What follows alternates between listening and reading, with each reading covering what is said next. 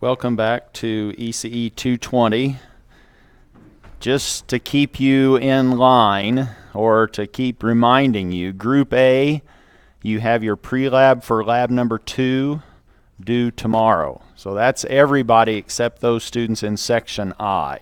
Sections E, F, G, and H need to be submitting pre-lab number 2 tomorrow into D2L, and that will then prepare you for your lab next week. Also next week on Tuesday, you will be finishing up the last homework 6, prior to exam number 2 in terms of content.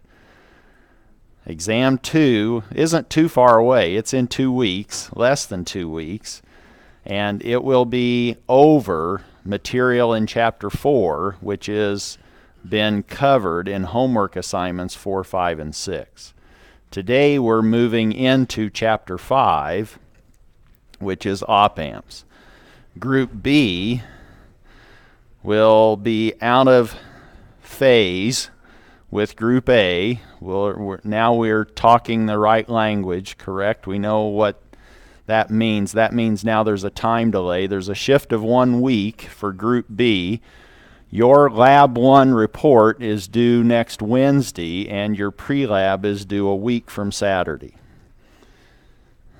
And as promised, you always have this commercial for this month anyway, for most of October, to make sure that you apply for, if you're in ECE and wanting to obtain advanced standing, go see Alexis, the undergraduate advisor, and work through that process. We're going back in time a little bit, 50 years roughly. That's when the OpAmps were being created. We'll talk just briefly about their origin, not billions of years ago, but just 50 years ago for the OpAmp. We will show you the functional diagram, and that's basically lifting up the hood on what we will be how we will be using the OpAmp. We're going to be using the OpAmp more from a black box perspective and understand and try to make the connection with the different voltages and currents external to the device and not worry about what's going on inside under the hood, but let's at least look at what is behind that functionality. We need to then get some terms in our mind as we work through this, and we'll talk about different voltages and currents, definitions relative to the pinout of the OpAmp. We'll discuss its sort of 3 regions or its characteristics, and that one of those will be its operating regions, 3 of those in saturation or in the linear region. We want to keep it in the linear region, which is why we use negative feedback, and we'll discuss that, and we'll get into an inverting amplifier circuit, hopefully, before we close today. Origin of the OpAmp. The one that we will be talking about, you may use a variant of this in the lab, so make sure that you're looking specifically at the material with the labs, and this may be lab 3, but when you start dealing with OpAmps in the lab, make sure you're not necessarily using what we talk about in class for some of the parameter values. It may be a little different, and the pinouts might vary. These OpAmps, that's a short for operational amplifier, and operations you've been doing for a long time. You've been adding, subtracting, multiplying, dividing. That's now what these operational amplifiers allow us to do. They now allow us to do more than just voltage divide and current divide as we've done with resistors. Now we can subtract voltages, we can scale voltages, we can scale those either up or down, and after we start getting into inductors and capacitors and putting those around our OpAmps, then we will actually be able to differentiate and integrate using these operational amplifiers. These are Very powerful devices, and it was the precursor to what you now carry around all the time, your computer.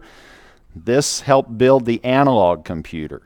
So now if you wanted to simulate a system in the old days, you could connect up an analog computer, put the right voltage on the input terminals, and you could now simulate with your analog computer the behavior of an airplane or some other machine or some other device on your benchtop by using the analog computer instead of what you're doing now with your digital computer. That's where the name comes from, and this came into existence in 1968 with the microamp 741, and this is what it looks like if you look under the hood.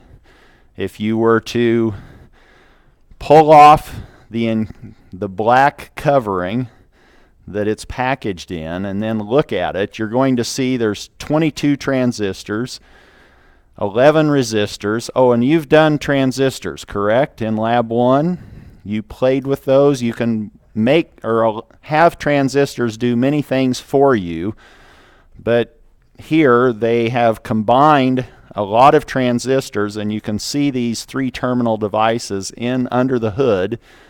11 resistors, there's a diode in there, and there's a capacitor actually lurking around about in the center. And you can see the diode next to the capacitor. What we are focusing on really are the pins or the signals that have been labeled on the exterior of what's under the hood. So to drive a car, you don't necessarily have to know what's under the hood. You just know how to push the accelerator and steer it. Well, that's what we're going to be doing with these pins external to the OpAmp. We're going to be trying to power it.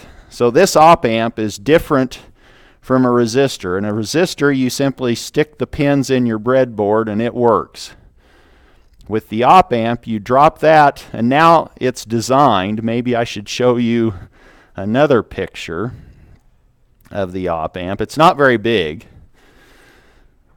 It's a dual inline pin device. It's that little black rectangular piece with 8 pins on it, and you put that, you know, on your breadboard, how there's this little trough in the middle between the 5 different columns on either side.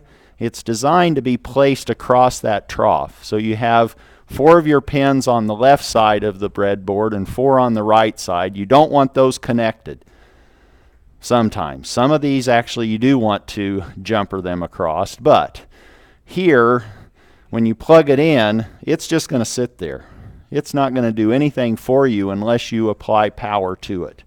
You have to energize this OpAmp.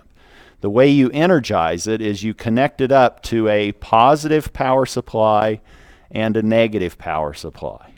And those don't necessarily have to be the same. You could have a positive power supply of +10 and a negative power supply of -2 or 0. A lot of times we're just going to say, oh, it's plus and minus 15 for the power supply, or plus and minus 12, or plus and minus 10. Hopefully, in this class, this particular device won't work if you go sort of over plus and minus 18. So you can't get too big. You can't get too aggressive with how you're powering this OpAmp. And it can't give you an unlimited current at the output. It may only give you 40 milliamps.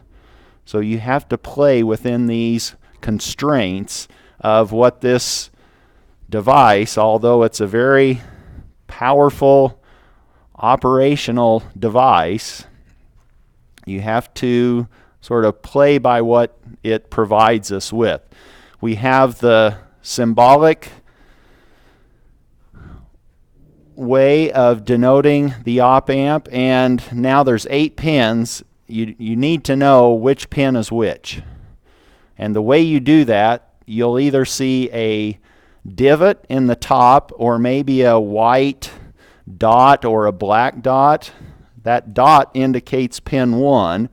The divot, if you are looking at the top, now you look to the left, the top left pin is 1. And then you just move counterclockwise to label the pins. You go 1 through 4, and then you go across the bottom, and then you go up 5 through 8.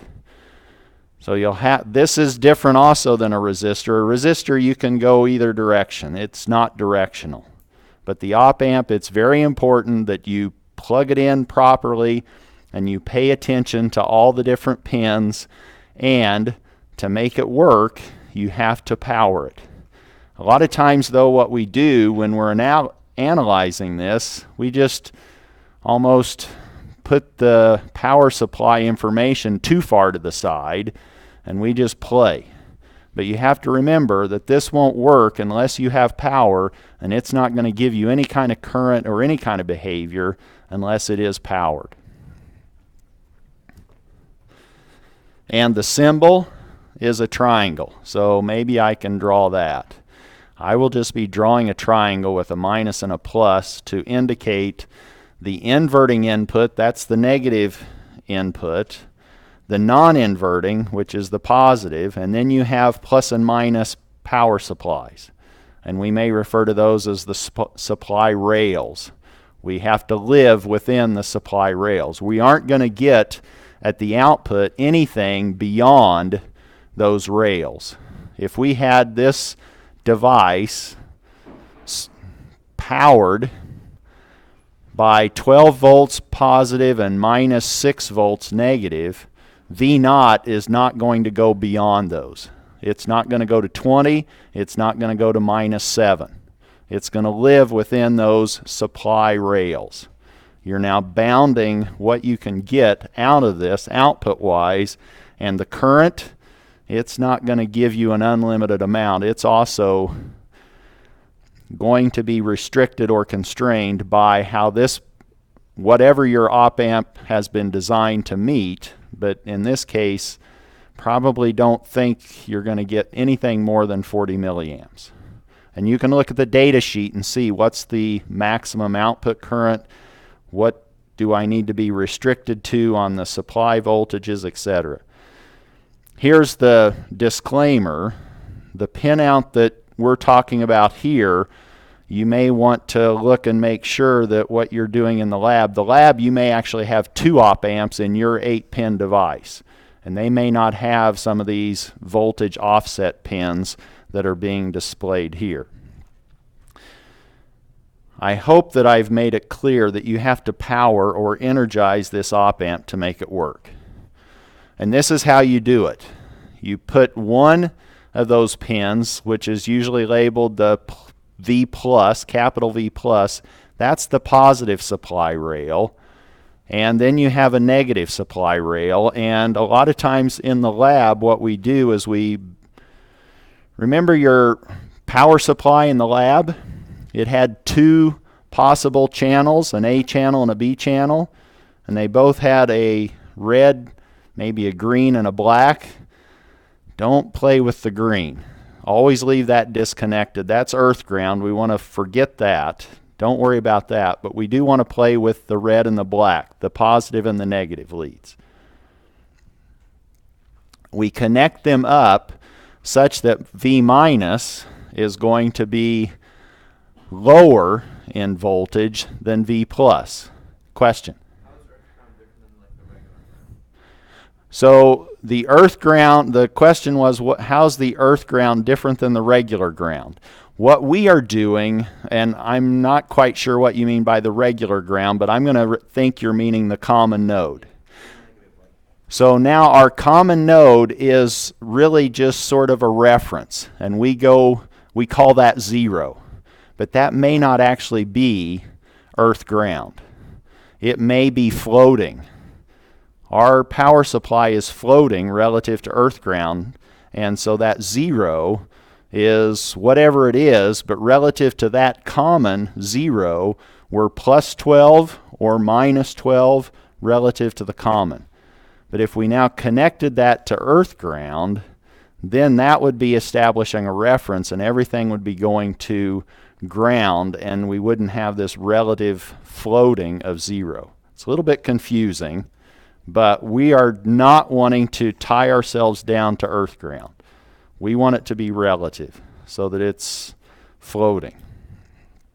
If you connected, so in the lab, don't connect the green. That's the earth ground. Always be playing with the positive and negative leads of the A channel and the B channel. This is then the terminology that we will use relative to voltages. We'll have our inverting input pin labeled as V sub n. If we talk about its voltage, it's V sub n. If we talk about the non-inverting pin, that's the positive pin on the input side, that's V sub p.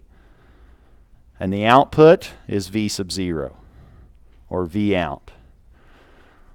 And we may call the negative VCC with, do you see how these batteries are powering our device? Do you see how you could actually plug two 9-volt batteries, even though you always think 9 volt, oh, I have the negative and the positive. Well, now if you connect those properly, if you connect one's negative to the other's positive, now relative to that common node or common connection are 0 volts, you have a minus 12 and a plus 12. Because relative to that common point or common node value, you're going down minus 12. Did I say 9-volt batteries before? Sorry, switched. Somebody pull down a 12-volt, no. So we'll have a 9-volt battery, that will be plus, and then we'll connect its positive to that one's negative, and then we'll have minus 9 volts on the other side of that common node.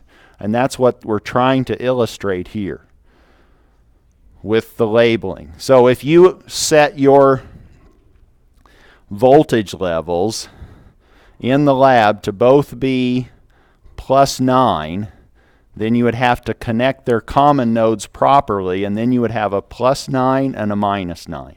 Is that clear? It will start to make sense as we're working through this or as you play more with it. This is how we label the voltages.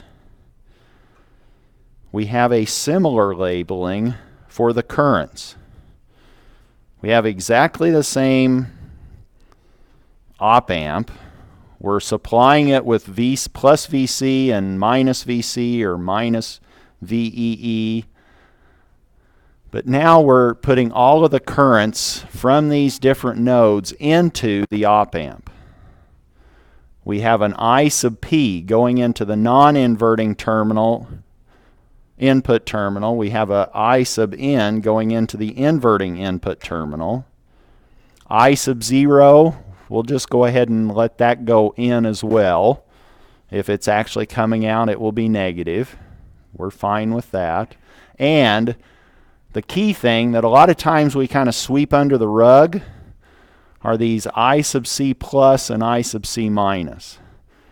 That's actually what's providing us with the current, the output current of our OpAmp, is the supply, the batteries that we've connected this OpAmp up to.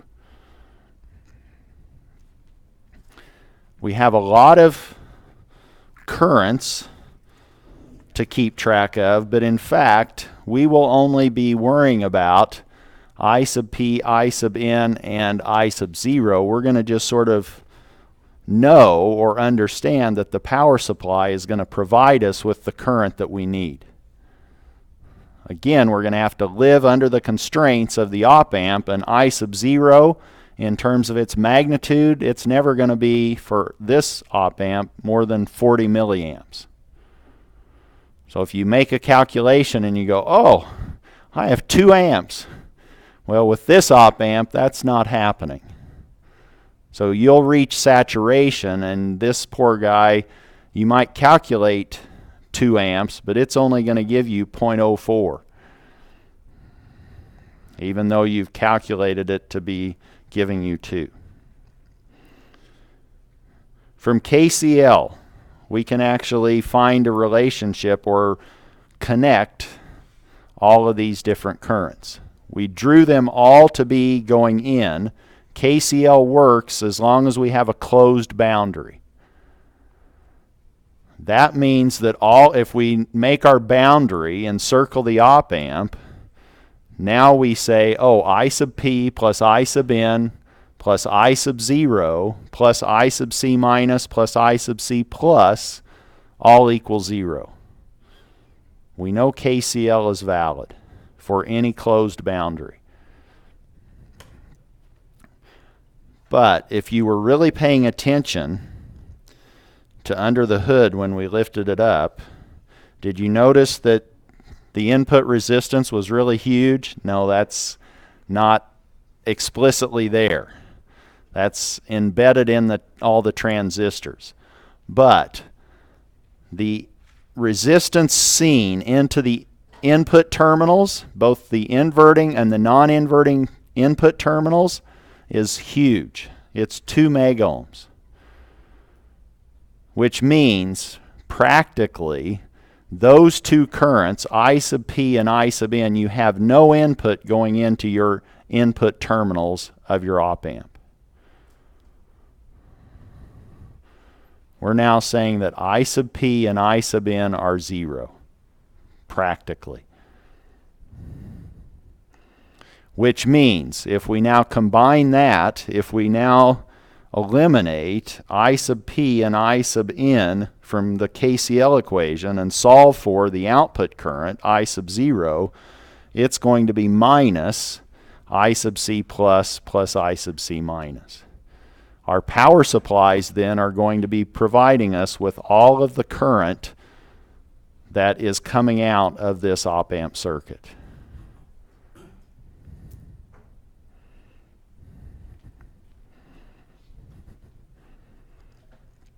And a lot of times we kind of forget this, but you have to power your circuit, and that power is now providing you with the current that's going to be coming out of your op-amp.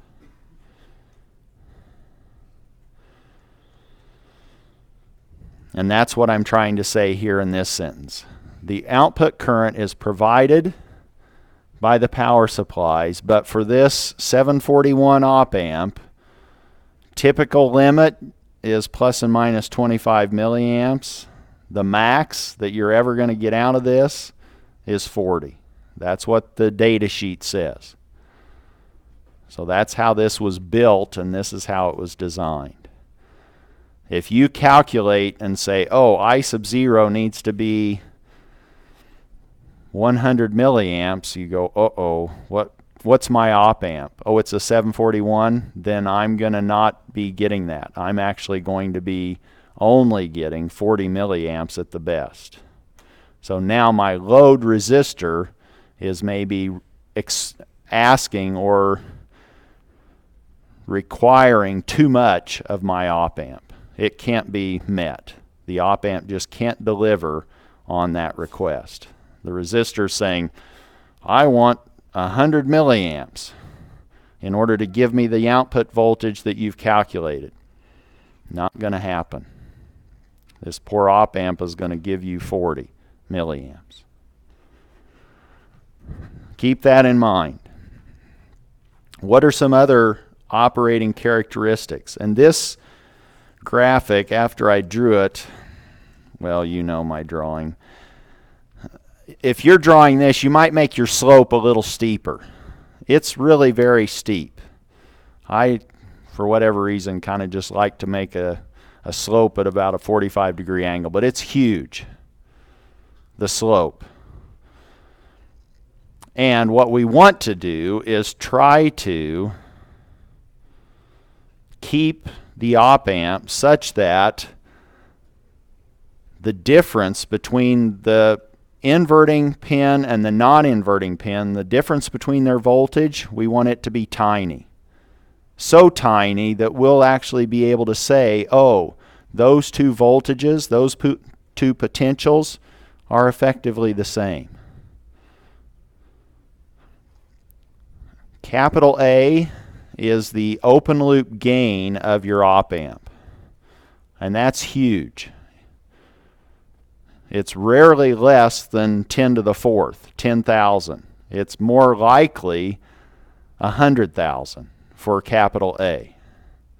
But in this manufacturing process, while they're manufacturing all of these op-amps, are all of your resistors the same? When you go get a 1K ohm resistor, is it everybody's 1K? Well, now we have a ton of resistors, a ton of transistors under the hood of one op-amp. You're not going to have the same capital A for all of these op-amps.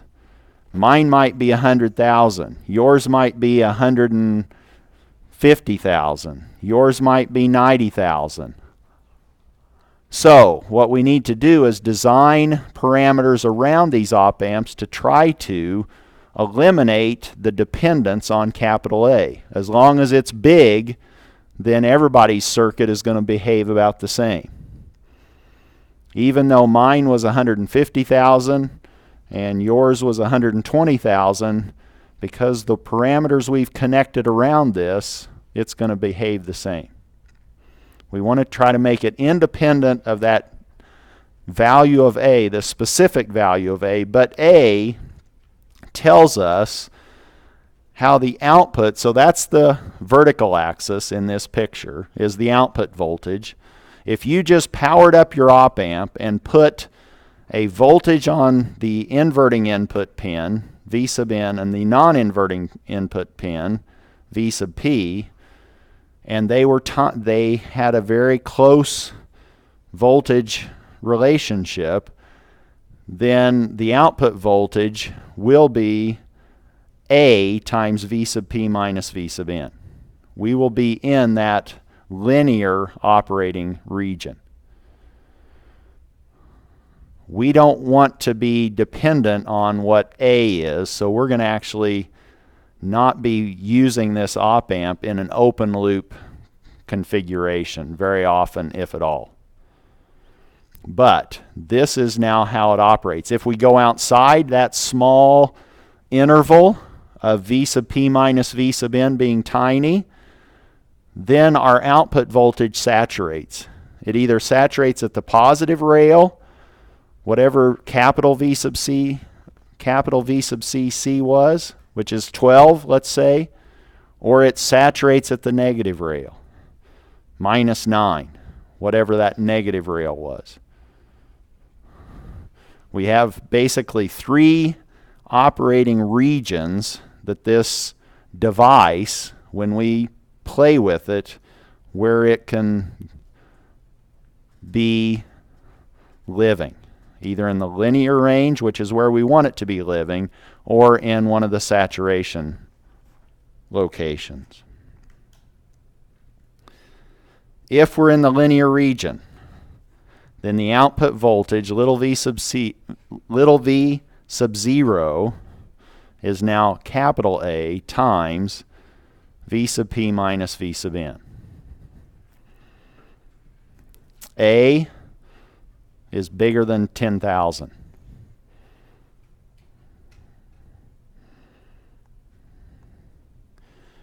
VCC for the 741 is actually 18, but let's just say the book says, oh, it's rarely exceeding 20 volts. Well, if we have this relationship that capital A times the supply voltages, VCC is what? The biggest our output can be is VCC. Those are the supplies. Those are the supply rails. We know how big the output could be. That could be as big as 20. We know A is rarely less than 10,000. Now we can say what the difference needs to be between V sub P and V sub N.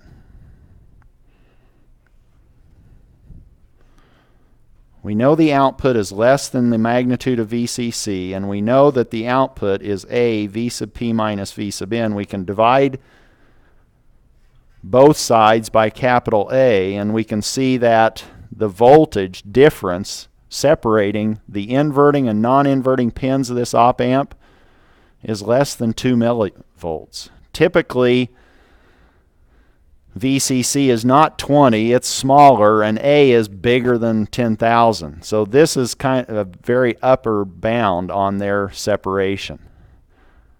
But that's tiny, 0.002 volts, separating the input pin voltages.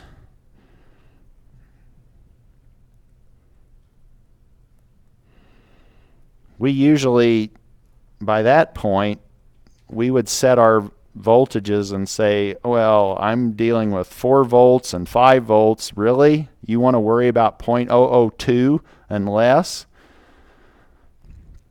That's essentially saying that these potentials at the 2 input pins are going to be nearly equal, as long as we stay in that very small window of voltages, V sub P minus V sub N. And that's where we want to live, which means we need to force our circuit to play in that region. And to do that, we will apply negative feedback. What do we mean by negative feedback? If we have a resistor connected between the output and the inverting input pin, that system now is connected with negative feedback. How do we experience negative feedback in reality? Suppose you go up to a fire or a flame and you put your hand near it. You back off, don't you? You're moving opposite to the direction that you wanted to go. That's negative feedback. That's what we're doing here. We want to, if the output is getting big, we now feed that big signal back to the input, and that now reduces the input, and the input is some big gain times the output. We feed that big output back, and that says, oh, make the input smaller, so the output won't be quite as big. Keep doing that. Negative feedback. This is what we want, and this is the very first thing that you want to check when you begin your analysis. You want to look at your circuit, your schematic, and say, is there a resistor between the output pin and the inverting input pin? If there is, I have negative feedback, and I can maintain the strategy that I want relative to my analysis. What is the purpose? Well, I tried to explain, but let me try to write some things down. The purpose of negative feedback is to try to force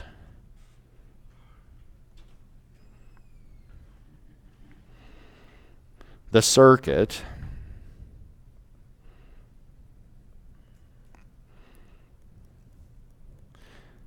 to operate in the linear region of operation. That means that we're trying to force the magnitude of V sub P minus V sub N to be in the microvolts range, less than 2 millivolts. And by so doing, this is going to now allow us to say that V sub P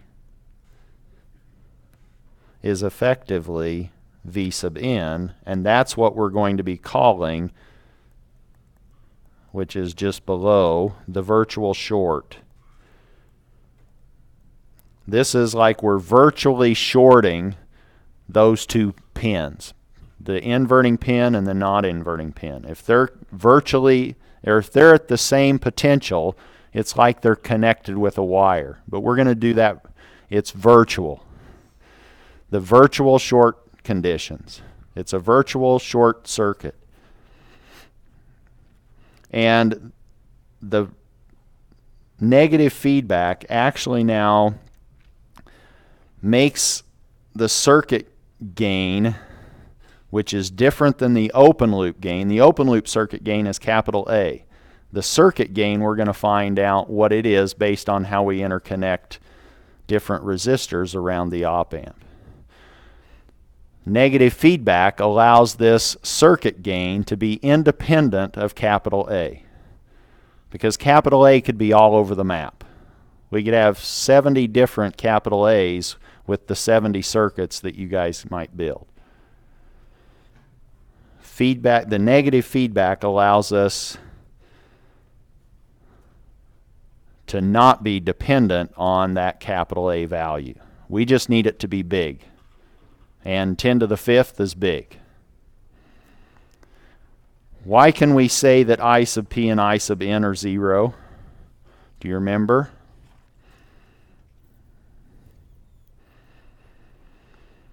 What would cause the inputs to the current going into our OpAmp to be 0? What would force that to be true?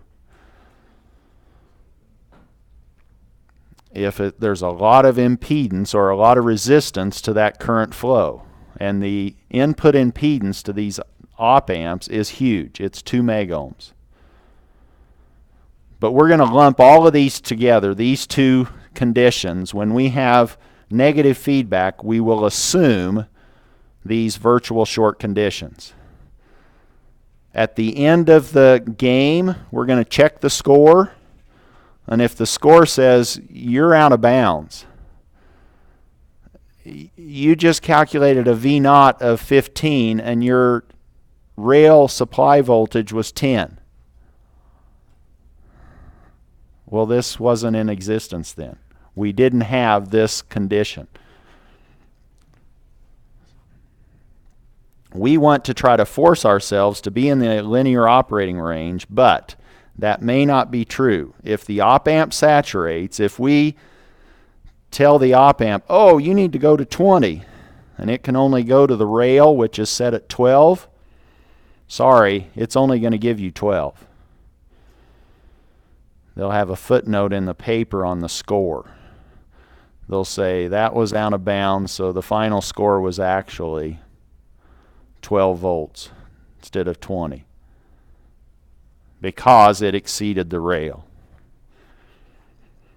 If you do saturate, then all bets are off, and those potentials at the two input pins are not necessarily close. They may not be considered equal or virtually shorted. Let's now connect up an op-amp. Let's try to build an inverting amplifier. Inverting, all that means is if you saw this sinusoid and you now changed the sign of that sinusoid through this op-amp, what would you see on your oscilloscope when you compared the input to the output? If this is now inverting. It just is a mirror image across 0 volts, isn't it? It's 180 degrees phase shift. If you now had, so what we're hoping is if we injected something that looked like this, and I don't even know why I did this because there's no way I'm going to be able to draw it, but if I inverted this, if the red was the input, and we now inverted that,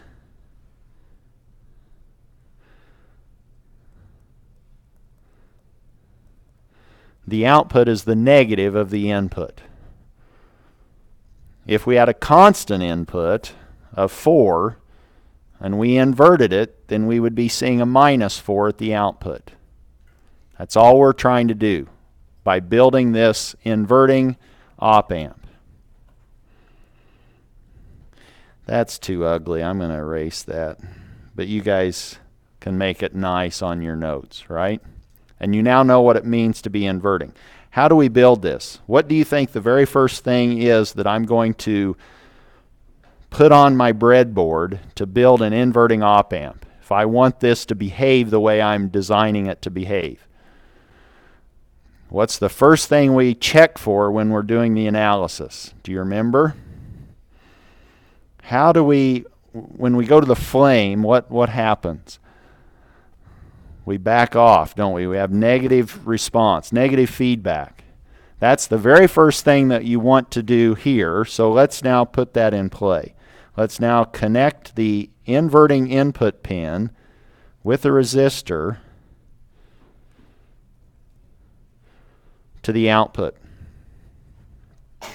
And here I'm going to even just leave this open circuited. And there's my common node. That triangle is a common node. It's not earth ground. I probably get a little sloppy with my earth ground symbols and my common node symbol, but this is now the common node. And we'll label that. We'll say that's our feedback resistor, R sub F. Well, we want to apply an input to this circuit, and let's now apply that here with a voltage source, but we'll also apply that through a resistor. So there is the source resistance. That's the output resistance of our source.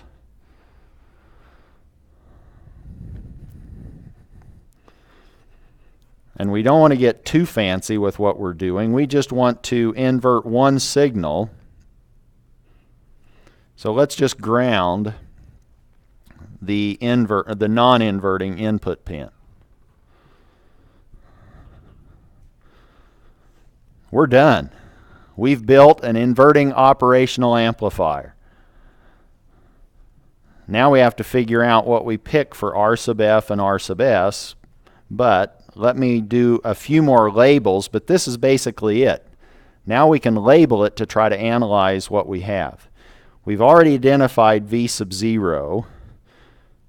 Here is V sub P, and I hope you can guess what that is relative to the common node. That's 0.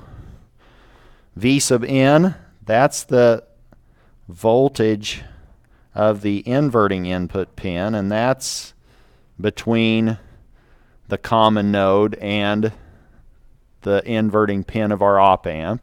So that's V sub N. What else do we have? Well, we could have a current flowing here, I sub S. We could have a current flowing here, let's call that I sub F. And we have this current, I sub N, going into our OpAmp. And we already know some things about this circuit.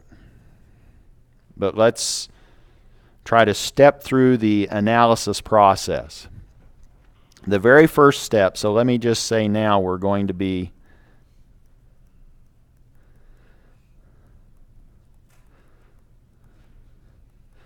doing some analysis on this OpAmp circuit. Our very first step is we want to check for negative feedback. Does it exist? If it does, then we make some assumptions. Do we have negative feedback in this interconnected OpAmp circuit? Yes, we've connected a resistor between the output pin and the inverting input pin. That's negative feedback. We've satisfied step one. Step one now was to check for negative feedback.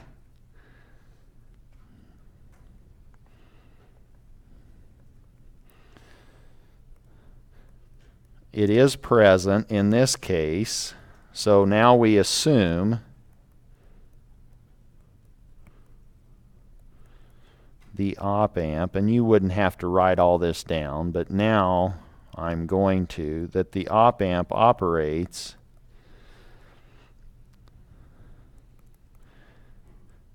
in its linear operating region.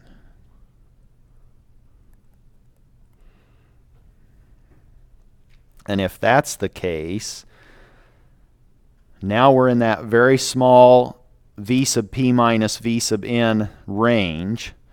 That now allows us to say, oh, we have the virtual short conditions.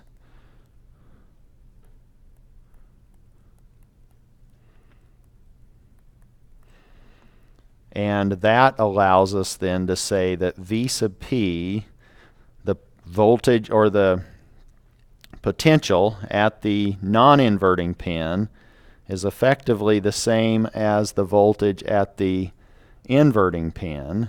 And because of the high input impedance going into that op-amp, we know that I sub P and I sub N are equal to 0. Now we can continue with our analysis. That was quick. You should just be able to very quickly establish, okay, we have negative feedback. Now what do we do? Why did we learn all these analysis tools? So we could use them. Now let's write a KCL equation at the inverting input pin. And that says that we have I sub Sn, I sub Fn, and I sub N out. We'll have I sub S plus I sub F equaling I sub N with this KCL. That's step 2. Step 2 is we are now writing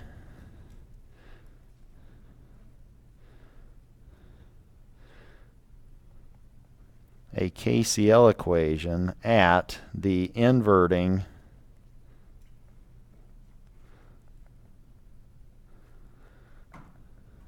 input terminal or input pin.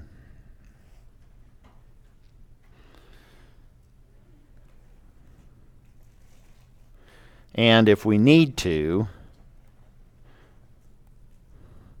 we know that V sub P is equal to 0, don't we? From the way we've connected this. V sub P is our common node, connected directly to our common node. V sub P is then 0. And if we have negative feedback, we are now assuming we have these virtual short conditions, which says that V sub N is effectively V sub P. So now if we have V sub N anywhere in our KCL equation, we can just set it equal to 0.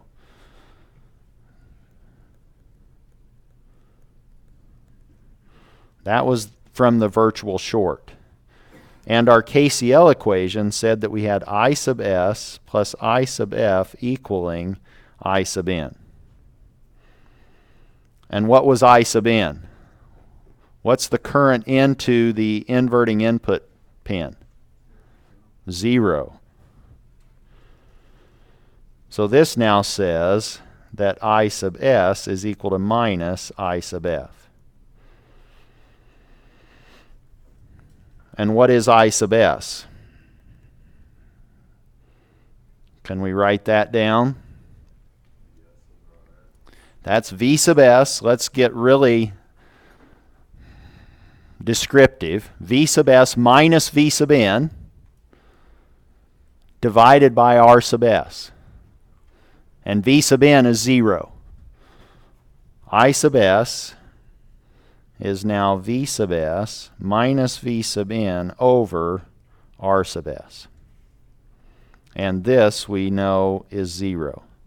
So this is now V sub S over R sub S. What about I sub F? What is it? What's I sub F?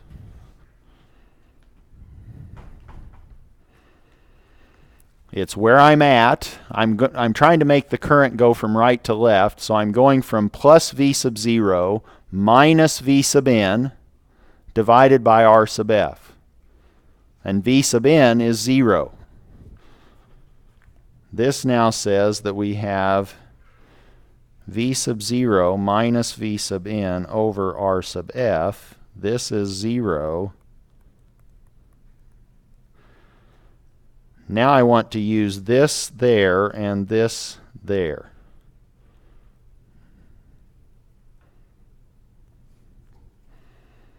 Or I now can say, therefore, I sub S, which is V sub S over R sub S, is equal to minus I sub F, which is minus V sub 0 over R sub F. And this, I can solve for the output over the input.